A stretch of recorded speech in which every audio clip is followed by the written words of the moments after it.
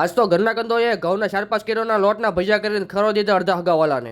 તો બધાને હેપી રવિવાર. હાલો હો ગરમ વાલડાટી કરાવતો હું. क्या बोला तूने? અને કે 15 થી 20 મિનિટ બેવા વાળી વારો આવી જાય. મેં તો લાલભાઈ વાત ગળે ઉતરતી નથી. હાસુ બોલો મન કે 2 કલાક તો બેવું જોઈએ. મેં તો એમ ચો ની સીધું. ઘેરે અડધા જમણવારનો સામાન આવી જાય પણ મને કાંઈ વાત ની હાસે કોટે ખબર નથી. અરે મને કોઈ ગણતરીમાં લે તો કઈક ખબર હોય ને ભલા માણા. समझ रहे हो? પાથરી દીધી અડધા વીઘામાં સાજરાઓ મહેમાન હુવા બેવાનો જોઈએ આળોટવા જોઈએ. એક જણો પૂરી બનાવે વાય 4 જણા ઊભા ખાવા ઊભા જોવા એ નથી ખબર.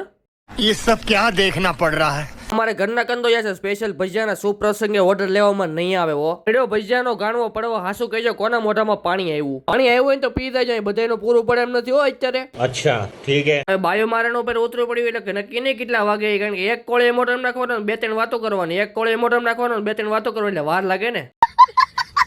હારી પેટનું પેટ ભરીને ખાય ને બે જ બધે હકોડાય કારણ કે ટાઈટ હોય ને ઈ તો કઈ હગી થાય નહીં કોઈ નહીં. આ 2-3 જણાને ટાઈટ નહીં હોય હાથમાં ફોન છે ને એટલે જોયું હાસું નથી કહેવાતું. હવે ગીણા ગાંઠા મહેમાન ને અડધા ઘરવાળા વધ્યા. હવે બધા ઘર ભેગા થઈ જાય વાયા વધ્યા અમે 4.